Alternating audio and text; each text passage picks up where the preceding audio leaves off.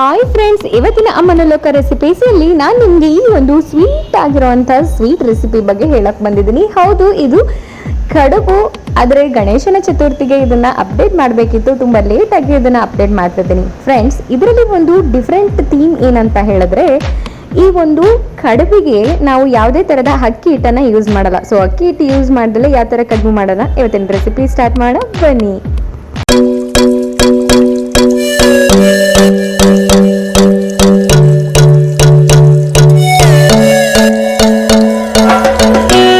ಮೊದಲಿಗೆ ಒಂದು ಬೌಲ್ನ ತಗೊಂಡು ಅದಕ್ಕೆ ತೆಂಗಿನಕಾಯಿ ತುರಿಯನ್ನು ಆ್ಯಡ್ ಮಾಡ್ತಾ ಇದ್ದೀನಿ. ತೆಂಗಿನಕಾಯಿ ತುರಿ ನಾನಿಲ್ಲಿ ಅರ್ಧ ಹೋಳು ತೆಂಗಿನಕಾಯಿ ತುರಿಯನ್ನು ಯೂಸ್ ಮಾಡಿದ್ದೀನಿ.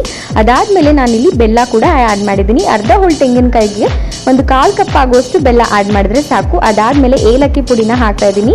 1 ಟೀ ಸ್ಪೂನಷ್ಟು ಏಲಕ್ಕಿ ಪುಡಿನ ಹಾಕಿ ಚೆನ್ನಾಗಿ ಮಿಕ್ಸ್ ಮಾಡ್ಕೊಂಡಿದ್ದೀನಿ. ಇದು ಕಡುಬಿಗೆ ಒಂದು ಊರ್ನ ರೆಡಿ ಆಗಿದೆ. ಅದಾದಮೇಲೆ ಲೆಸನ್ ನಂಬರ್ 1 ಗ್ಯಾಸ್ ಸ್ಟವ್ನ ಆನ್ ಮಾಡಿ ಒಂದು ಪ್ಯಾನ್ ಇಟ್ಕೊಂಡು ಅದಕ್ಕೆ ಸ್ವಲ್ಪ ನೀರನ್ನು ಯೂಸ್ ಮಾಡಿದ್ದೀನಿ. ಸೊ ನೀರನ್ನು ಹಾಕಿದ ಮೇಲೆ ನೀರು ಕಾದ ನಂತರ ಈ ಥರ ಬಬಲ್ಸ್ ಬರುತ್ತಲ್ಲ, ಆಗ ರುಚಿಗೆ ತಕ್ಕಷ್ಟು ಉಪ್ಪನ್ನು ಹಾಕಿ ಸಣ್ಣ ರವೆ ಅಂದರೆ ಚಿರೋಟಿ ರವೆ ಬರುತ್ತಲ್ಲ ಅದನ್ನು ಹಾಕಿ ಚೆನ್ನಾಗಿ ಮಿಕ್ಸ್ ಮಾಡಬೇಕು. ಗಂಟಿಲ್ಲದೆ ಇರೋ ಥರ ಮಿಕ್ಸ್ ಮಾಡಬೇಕು ಫ್ರೆಂಡ್ಸ್.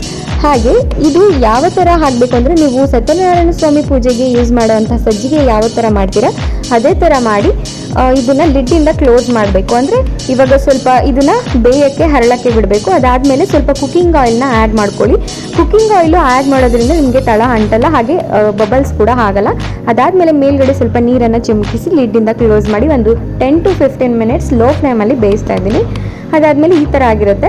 ಸೊ ಈ ಥರ ಒಂದು ಬಾಳೆ ಎಲೆ ಅಥವಾ ಈ ಥರ ಒಂದು ಪೇಪರ್ ಇರುತ್ತಲ್ವ, ಈ ಥರ ಒಂದು ಪೇಪರ್ಗೆ ಎಣ್ಣೆ ಅಪ್ಲೈ ಮಾಡಿಬಿಟ್ಟು ನೀವು ಇದನ್ನು ಸ್ವಲ್ಪ ಸ್ವಲ್ಪ ಉಂಡೆಯಾಗಿ ತೊಗೊಂಡು ಅದ್ರ ಮೇಲೆ ತಟ್ಟಬೇಕು. ಈ ಥರ ತಟ್ಟಿದಾಗ ಈ ಒಂದು ಶೇಪಿಗೆ ಓವಲ್ ಶೇಪಲ್ಲಿ ತಟ್ಕೊಂಡಾಗ ನಿಮಗೆ ಈ ಥರ ಒಂದು ಟೆಕ್ಸ್ಚರ್ ಕಾಣಿಸುತ್ತೆ.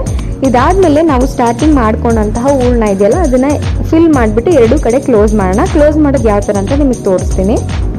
ಸೊ ಈ ಒಂದು ಪ್ರಸಾದ ಎಷ್ಟು ಫಾಸ್ಟಾಗಿ ಆಗುತ್ತೆ ಅಂದರೆ ಫ್ರೆಂಡ್ಸ್, ಟ್ರಸ್ಟ್ ಮೀ, ಒಂದು 20 ಮಿನಿಟ್ಸಲ್ಲಿ ನಿಮಗೆ ಈ ಒಂದು ಕಡುಬು ರೆಡಿ ಆಗಿಬಿಡುತ್ತೆ. ಹಾಗೆ ತುಂಬ ಜನ ಅಕ್ಕಿ ಹಿಟ್ಟಲ್ಲಿ ಕಡುಬನ್ನ ತಿನ್ನೋಕ್ಕೆ ಇಷ್ಟಪಡಲ್ಲ.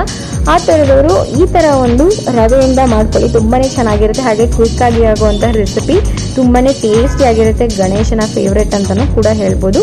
ಹಾಗೆ ಇದನ್ನು ನೀವು ಕಡುಬು ರೀತಿ ಅಲ್ದಲೇ ಮೋದಕ ರೀತಿ ಥರನೂ ಮಾಡ್ಬೋದು.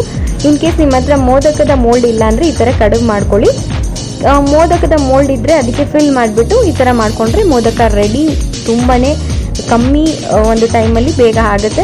ಸೊ ಈ ಒಂದು ರೆಸಿಪಿ ಇಷ್ಟ ಆದರೆ ಲೈಕ್ ಮಾಡಿ, ಶೇರ್ ಮಾಡಿ, ಕಮೆಂಟ್ ಮಾಡಿ. ಹಾಗೆ ನೀವಿನ್ನು ಅಮ್ಮನ ಲೋಕ ಚಾನಲ್ಗೆ ಸಬ್ಸ್ಕ್ರೈಬ್ ಆಗಿಲ್ಲ ಅಂದರೆ ಪ್ಲೀಸ್ ಸಬ್ಸ್ಕ್ರೈಬ್ ಆಗಿ.